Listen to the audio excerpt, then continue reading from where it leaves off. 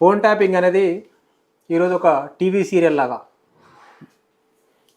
Continuous ఈ series ఒకటే web series లాగా ఈ 2 సంవత్సరాల నుంచి నడుస్తూనే ఉంది. దానికి ఒడవని కథలాగా ఇది తయారైపోయింది ఈ రాష్ట్రంలో. ఇప్పుడు 2 సంవత్సరాలు అయింది. కనీసం అది ఎక్కడ దాకా వచ్చింది, ఏంది వచ్చిందంటే ఎక్కడ ఏం కనపడతలే. ప్రభుత్వానికి ప్రజలలో ఆదరణ కరువైనప్పుడు, ఇప్పుడు ఎలక్షన్లు పంచాయతీ ఎలక్షన్లో వారికి అనుకున్నటువంటి స్థానాలు రాక, ఎప్పుడైనా అధికార పార్టీకి 70-80 స్థానాలు వస్తాయి, 70-80% వస్తాయి. అది ఈరోజు 56% వచ్చింది వాళ్ళకు. దాన్ని చెప్పుకునే పరిస్థితి లేదు. ఇలాంటి పరిస్థితులలో విపత్కర పరిస్థితులు కేసీఆర్ గారు వచ్చి మాట్లాడడం నీళ్ళ గురించి ఆయన మాట్లాడడం వల్ల దాని గురించి నీళ్ళ గురించి సమాధానం చెప్పలేక ముఖ్యమంత్రి గారు తన అక్కసును కక్కుకుంటూ ఈరోజు వారు మాట్లాడిన మరి ఎప్పుడు కాక మీరు కొలంగల్లో వారు చూసినటువంటి మాటలు మీరు చూసినట్టయితే లాగులో తొండలు ఇడిస్తాని మళ్ళీ అదే భాష, ఇలాంటి భాష మాట్లాడుతూ ఇలాంటి వ్యాఖ్యలు చేస్తూ ఉంటూ ఆయన ఎప్పుడు పతాక శీర్షికల్లో ఉండాలని ప్రయత్నం చేస్తూ ఉన్నాడు తప్ప ఈ యొక్క టాపిక్ డైవర్ట్ పాలిటిక్స్ చేస్తూ ఉంటాడు. ఎప్పుడైతే ఆ సమస్య వస్తూ ఉంది, ఈ సమస్యలు ప్రజలు అడుగుతూ ఉంటారు, హామీల గురించి ప్రజలు నిలదీసే క్రమంలో ఈ ఫోన్ ట్యాపింగ్ జరుగుతుంది, వాళ్ళని అరెస్ట్ చేసే అవకాశం ఉందని లీకులు ఇస్తూ ఉంటారు. ఇప్పటికి 2 సంవత్సరాలు జరిగింది ఈ విచారణ. ఈ 2 సంవత్సరాల నుంచి వెళ్ళి ఆల్రెడీ సిట్ వేసిండని గతంలో సిట్ వేయడం జరిగింది. మళ్ళీ సిట్ వేయడం ఏంది కొత్తగా? ఇదివరకు ఆల్రెడీ సిట్ వేసిండు, ఇప్పుడు మళ్ళీ సిట్ అంటాడు. ఏముంది ఆ సిట్టు అనేది ఏదో లొటపీస్ కేసు అని మేము ఆల్రెడీ ఎప్పుడో చెప్పినాం. దీంట్లో ఏమి లేదు, ఇదంతా లొటపీస్ కేసు. దీంట్లో ఆయన ఏం చేయలేడు, ముందుకు పోలేడు. ఇది ఎప్పుడైనా కూడా మన సుప్రీంకోర్టు ప్రభాకర్ రావు కేసులో కూడా సుప్రీంకోర్టు జడ్జి వ్యాఖ్యలు చేసిండు, మీరు చూసి రోజుల్లో. ఆయన ఏం చెప్పాడంటే, మీరు తప్పు చేయనప్పుడు ఎవరు చట్టపరంగా ఎవరికి ఫోన్ ట్యాప్ చేస్తే తప్పేముంది, మీరు తప్పే చేయనప్పుడు అని ఆయన చెప్పాడు. కానీ మీకు చెప్పాల్సిందంటే ఈ రివ్యూ మీటింగ్లో పెట్టి ఎవరు నెంబర్ ట్యాప్ చేయాలని చెప్పినప్పుడు కూడా ఆ రివ్యూ కమిటీలో పెట్టి వాళ్ళు డిస్కషన్ చేస్తారు. ఆ రోజు ఈ జరిగిందని ఆయన చెప్పుకుంటున్న పరిస్థితి ఎప్పుడు ఉందంటే, ఆ రోజు ఇంటెలిజెన్స్ చీఫ్గా ఈ రోజు ఉన్నటువంటి డీజీపీ ఆయన శివధర్ రెడ్డి గారు ఉన్నారు, ఆ రోజు డీజీపీగా మహేందర్ రెడ్డి గారు ఉన్నారు. వీళ్ళిద్దరికి ప్రమోషన్ ఇచ్చి నీ దగ్గరనే పెట్టుకున్నావు.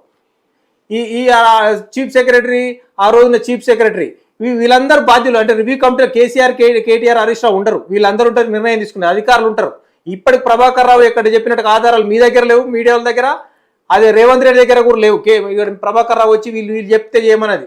వాళ్ళు చెప్పి ఎవరు కూడా ఈ ప్రభుత్వాన్ని ఏ ప్రభుత్వాన్ని అయినా కాపాడడానికి ప్రయత్నం చేయాలి. డిపార్ట్మెంట్ అన్నప్పుడు చేస్తూనే ఉంటుంది. ఈ పోలీస్ వ్యవస్థ, ఇంటెలిజెన్స్ కావచ్చు, ఐపీ కావచ్చు, ఎస్ఐపీ కావచ్చు, కావచ్చు, ఏ రకంగా ఇంటెలిజెన్స్ వ్యవస్థ ఎప్పటి నుంచో ఉంది, ఎగ్జిస్ట్లో అది ఉంటుంది, దాని పని అది చేస్తూ ఉంటుంది. అవసరం అనుకున్నప్పుడు వాళ్ళు ట్యాప్ చేస్తారు, ఎవరు ఏ నెంబర్లు అయినా. అది ప్రభుత్వాన్ని కాపాడనీకి.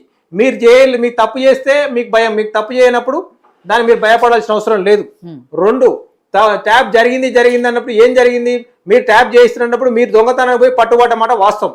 ఏది ఆ ఓటుకు నోటు కేసులో ఆ ట్యాప్ చేయడం వల్లనే దొరికినా అని చెప్పేసి ఆయన, నేను దొరికిన దొంగ అని చెప్పట్లే, నన్ను ట్యాప్ చేసి పట్టుకురు అంటారు. కానీ దొంగతనానికి పోయినా ఆయన ఒప్పుకుంటుంటా, ముఖ్యమంత్రి గారు ఒప్పుకోవట్లే. ఇప్పుడు చర్చ పెడతా అసెంబ్లీలో, నేను దేని మీద చర్చ పెడతా, నేను హామీల మీద చర్చ పెడతా, నీళ్ళ మీద చర్చ పెడతామా, దీని మీద చర్చ పెడతా, దీని మీద దాని మీద కాదు, నేను ఓటుకు నోటు కేసులో నేను దొరికిన దాని మీద చర్చ పెడదాం, నేను దొరకలేదు అంటున్నా, మీరు దొరికించుకుని అంటారు, దాని మీద చర్చ పెడదామని చర్చ పెట్టచ్చు కదా. ఆయన ఆ విషయం పెట్టట్లే. ఈ 2 సంవత్సరాల నుంచి వెళ్ళి మీ మీద కేసు అయింది, మిమ్మల్ని ఫార్ములా ఈ రేస్ కేసులో కూడా మిమ్మల్ని అరెస్ట్ చేస్తాం, కేటీఆర్ గారు ఈ రేపు అరెస్ట్ అవుతుండు, ఈ ఎల్లుండి అరెస్ట్ అవుతాడు, ఇప్పుడే అరెస్ట్ అవుతాడు అని చెప్పేసి లీకులు ఇచ్చి నడుపుకుంటూ వచ్చాడు. దాంట్లో కూడా ఏం పసలేదని చెప్పేసి మేము ఆ రోజు చెప్పినాం, దాంట్లో ఏం చేయలేకపోయాడు. ఇప్పుడు మళ్ళీ దీని కాడికి వచ్చాడు, ఫోన్ ట్యాపింగ్ కేసు అన్నాడు, మళ్ళీ దీని ప్రయత్నం చేస్తా ఉన్నాడు. ఈ 2 సంవత్సరాలు కమిషన్ కాళేశ్వరం కమిషన్ వేసిండు, ఏం చేసిండు? ఏం చేయలే. అట్లనే విద్యుత్ కొనుగోళ్ల మీద కమిషన్ వేసిండు, దాని మీద ఏం తేల్చిండు? ఏం తేల్చలా. ఆయనతోటి ఏమి కాదు, ఏం తేల్చలేడు, ఏం లేడు. ఆయన ఈ కాలయాపన చేయడం, ఈ యొక్క పతాక శీర్షికల్లో ఈ మెదిరింపు మాటలతోటి, ఇలాంటి వల్గర్ లాంగ్వేజ్ తోటి, ఆయన దబాయించి మాటలతోటి ఏదో నడుపుతా, నేను నాతో కొట్లాడతారా, నాతో చేస్తారా అని చెప్పేసి ఆయన పొంగనాలు కొట్టడం తప్ప ఆయనతోటి ఏమి అవ్వదు. ఈ కేసులన్నీ లొటపీస్ కేసులే. నిజానికి కూడా వాళ్ళు ఏ కేసులో కూడా స్టఫ్ లేదు, ఎవరు కూడా సాక్ష్యం చెప్పలేదు. కేటీఆర్ గారు చేయమన్నారని, కేసీఆర్ గారు చేయమన్నారు, హరీష్ రావు గారు చేయమన్నారని ఎక్కడా చెప్పలేదు. ఆయన ఎక్కడ చెప్పలేక, ఏం చేయలేక ఇలాంటి కేసులతోటి ఆయన కాలయాపన చేయాలనుకుని 2 సంవత్సరాల నుంచి వెబ్ సిరీస్ లాగా నడిపించుకుంటూ వస్తూ ఉన్నాడు మనం చూస్తే. కాబట్టి మేము చెప్పదలుచుకుంది ఏంటంటే, ప్రజలకు కూడా ఈ కేసులు అనేది ఆ అక్కస్తోటి కక్షతోటి ఆయన జైలుకు పోయాడు కాబట్టి వీళ్ళు ఎట్లనన్నా జైలుకు పంపాలి, వీళ్ళను ఏదో కేసులో పంపాలని 2 సంవత్సరాల నుంచి ప్రయత్నం చేసిండు. ఏ కేసులు కాళేశ్వర కమిషన్ చేసిండు, దాంట్లో ఏం చేయలేకపోయాడు. విద్యుత్ కొనుగోళ్ల మీద కమిషన్ వేసిండు, దాన్ని ఏం చేయలేకపోయాడు. ఈ సిట్ వేసిండు ఆల్రెడీ ఈ ఫోన్ ట్యాపింగ్ మీద, ఆ సిట్ నడుస్తూనే ఉండగా ఇప్పుడు మళ్ళీ సజ్జనార్ ఆధ్వర్యంలో మళ్ళీ సిట్ అని మళ్ళీ వేసిండు. ఒకటే కేసులో 2 సార్లు సిట్ వేసుడు ఏమైంది అంటే ఇప్పుడు ఐపీఎస్లో ఉన్నారు ఇలా అంటే భయపడతారా? అంటే ఐపీఎస్లో పెట్టిన నేను చాలా సజ్జనార్ లాంటి ఎక్స్పర్ట్ని పెట్టిన నేను ఆయన పట్టుకుంటాడు ఏదో ఒకటి చేసి అని చెప్పుకోవడం అంటే ప్రజలను భయభ్రాంతం గురి చేయడం, వీళ్ళని బెదిరింపే ప్రయత్నాలు చేయడం తప్ప ఈ తాటాపు చెక్కులో భయపడడం అని చెప్పేసి వాళ్ళు చాలా స్పష్టంగా చెప్పడం జరిగింది.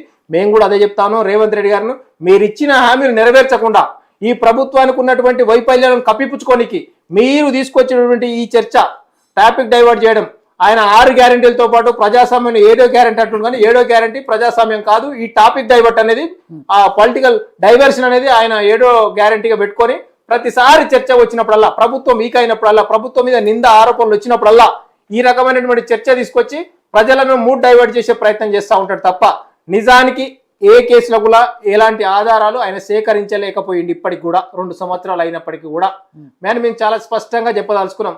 దమ్ముంటే నేను నిజంగానే ఉంటే చట్టం తన పని తాను చేసుకుంటూ పోతుంది. అరెస్ట్ అయితే చేసి చూపెట్టు. నీ దగ్గర ఆధారాలు ఉంటే ప్రభాకర్ రావు గారు చెప్పినా, ఇంకెవరు చెప్పినా, శ్రవణ్ రావు చెప్పినా, ఇంకెవరు చెప్పినా ఈ కేసులలో చెప్తే ఫస్ట్ అప్పుడున్నటువంటి డీజీపీ గారు కావచ్చు, అప్పుడు ఉన్నటువంటి ఐజీ ఇంటెలిజెన్స్ ఐజీ గారు కావచ్చు, ఇంకా నవీన్ చంద్ గారు ఉండే అప్పట్లో నవీన్ చంద్ గారు ఉండే, శివదేవ్ రెడ్డి గారు ఉండే, మహేందర్ రెడ్డి గారు ఉండే, వీళ్ళందరూ ఉండే కమిటీలో. వీళ్ళందరికీ నోటీసులు ఇవ్వాలి, వీళ్ళందరినీ పట్టుకురావాలా, వాళ్ళందరూ విచారించాలా, వాళ్ళందరూ కూడా సాక్ష్యం చెప్పి కేటీఆర్ కార్డు పోవాలా, కేసీఆర్ కార్డు పోవాలి, అంత దూరం పోవాలా. ఫస్ట్ వీళ్ళని విచారించమని ఫస్ట్. కాబట్టి ఆయన అసలు ఈ కేసులో ముందుకు పోలేడు, ఎలాంటి చెయ్యలేడు, ఇదంతా ఉత్తదే తోపేలు కేసు ఇది దీంట్లో ఏం చేయలేడు. కాబట్టి ఆయన టాపిక్ డైవర్ట్ చేయడం, ఇలాంటి ఇప్పుడు మాటలు చూస్తూ ఉంటే లాగల తొండలు దోస్తాం, మళ్ళీ తీసి పేగులు తీసి మెడలు వేసుకుంటా ఇప్పుడు మాట్లాడుతూ కొడంగల్ ఇప్పుడే నేను చూస్తే ఇలాంటి మాటలతోటి ఆయన టైంపాస్ చేస్తాడు తప్ప నాకు ఎదురుగా వస్తారా, నేను ఎసగుంటే నాతో కొట్లాడతావా కేటీఆర్ నీ సాయా అని మాట్లాడి ఇలాంటి అహంకారపు మాటలు. ఇలాంటి తెలంగాణ కాకుండా నిజంగా తెలంగాణ ఉద్యమకారుడు అని చెప్పుకొని నేను తెలంగాణ కేసీఆర్ అనేది గత చరిత్ర, నాదే భవిష్యత్ చరిత్ర అని చెప్పుకుంటా ఉన్నాడు తప్ప భవిష్యత్తులో ఆయన ఉండనే ఉండడు. ఆయన ఏమనుకుంటాడంటే చంద్రబాబు నాయుడు పంపించిండు, చంద్రబాబు నాయుడు డైరెక్షన్లో పనిచేయాలని చెప్పేసి ఇక్కడ నీళ్ళు అక్కడ పట్టుకపోతున్నా కూడా సపోర్ట్ చేయకుండా మొన్న ఆదిత్యనాథ్ దాస్ ఆంధ్రకు చెందినటువంటి వ్యక్తిని ఆయన సలహాదారుగా పెట్టుకున్నాడు. ఆదిత్యనాథ్కు తెలియదు, ఈయనకు తెలియదు, ఆదిత్యనాథ్ దాస్కు తెలియదు, ఈయనకు తెలియదు. ఆ బనగచర్లు ఎక్కడ ఉంటుంది, అది ప్రకాశంలో ఉంటుందా, ఏడుంటుంది అంటే ఆయన ప్రకాశంలో ఉందంటాడు. అంటే ఆ ప్రాజెక్ట్ ఎక్కడుందో ఇద్దరు కూడా అవగాహన లేదు. అంటే నీళ్ళ మీద కనీసం అవగాహన లేదు. వాళ్ళు తీసుకుపోతున్నా కూడా ఇలా నల్లమల సాగర్ నిర్మిస్తా ఉన్నా, బనకచెర్ల నిర్మిస్తా ఉన్నా, తెలంగాణ నీళ్ళని వాళ్ళు తీసుకుపోయే ప్రయత్నం చేస్తూ ఉన్నా, ఇలా గేట్లు తీసిపెట్టిండు వాళ్ళ కోసం అని చెప్పేసి. చంద్రబాబు నాయుడు తీయమని చెప్తే తీసిపెట్టిండు. చంద్రబాబు నాయుడు డైరెక్షన్లో మోడీ ఇలా కాంగ్రెస్ గవర్నమెంట్ నడుస్తలేదు తెలంగాణలో, మోడీ రేవంత్ రెడ్డి గవర్నమెంట్ నడుస్తూ ఉన్నది. మోడీ చెప్పినట్టుగా ఈయన గవర్నమెంట్ నడుపుతా ఉన్నాడు, చంద్రబాబు నాయుడు చెప్పినట్టుగా ఈయన గవర్నమెంట్ నడుపుతున్నాడు. ఇది కాంగ్రెస్ గవర్నమెంట్ కానే కాదు. ఎందుకంటే పొద్దున్న లేస్తే రేవంత్ రెడ్డి గారు అక్కడ రాహుల్ గాంధీ గారు కాన్స్టిట్యూషన్ పట్టుకొని తిరుగుతూ ఉంటాడు. ఈడీకి ఎదురుగా, సిబిఐకి వ్యతిరేకంగా, ఈడీకి వ్యతిరేకంగా, అదేవిధంగా ఎలక్షన్ కమిషన్కి వ్యతిరేకంగా పట్టుకొని తిరుగుతూ ఉంటాడు. ఈ రాష్ట్రంలో ఏమో సిబిఐ వచ్చి పనిచేసుకోవచ్చు, అదే కర్ణాటకలో రానికి లేదు. అంటే ఒక రాష్ట్రానికి ఒక తీరుగా వ్యవహరిస్తూ ఉన్నారు వీళ్ళు చూస్తూ ఉంటే. అంటే రాహుల్ గాంధీ చెప్పేదంతా వీళ్ళు ఎవరు పట్టించుకునే పరిస్థితి లేరు. వీరందరూ కూడా మోడీ డైరెక్షన్లో పనిచేస్తూ ఉన్నారు. కాబట్టి ఈ రేవంత్ రెడ్డి ప్రభుత్వం తప్ప, రేవంత్ రెడ్డికి సంబంధించినటువంటి మోడీ ప్రభుత్వం తప్ప ఇక్కడ నడిచేది కాంగ్రెస్ ప్రభుత్వం కానే కాదు. కాంగ్రెస్ కార్యకర్తలు, కాంగ్రెస్ వ్యక్తులు ఇక్కడ ఆలోచించుకోవాల్సిన అవసరం ఉన్నది. ఈ ప్రభుత్వం కింది మీదికైనా ఈయన ప్రభుత్వాన్ని ఆల్రెడీ ఎప్పుడో పడిపోయేది. కాబట్టి ఈయన ప్రభుత్వానికి మోడీ సపోర్ట్తో నడుపుతా ఉన్నాడు తప్ప, చంద్రబాబు నాయుడుతో సపోర్ట్ నడుపుతా ఉన్నాడు తప్ప, కాంగ్రెస్ తోటి రాహుల్ గాంధీ డైరెక్షన్లో ఈ ప్రభుత్వం నడవట్లేదని చెప్పేసి కూడా మేము తెలియజేస్తాం.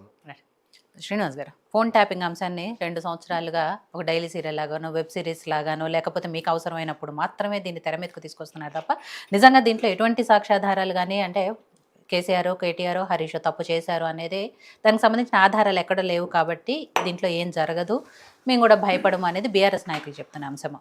అట్లే సరే, రేవంత్ మోడీ గవర్నమెంట్ నడుస్తుందా, కాంగ్రెస్ గవర్నమెంట్ నడుస్తుందా, ఇలాంటి ఆరోపణలన్నీ కూడా స్వామి యాదవ్ గారు చేశారు. కాబట్టి ఫోన్ ట్యాపింగ్ అంశానికి వస్తే సిట్కి సంబంధించి తొందరలోనే నోటీసులు ఇస్తారు, అది ఇది అని అంటున్నారు. కాబట్టి ఏం జరుగుతుంది, ఎంతవరకు వేగవంతమైంది ఈ కేసు?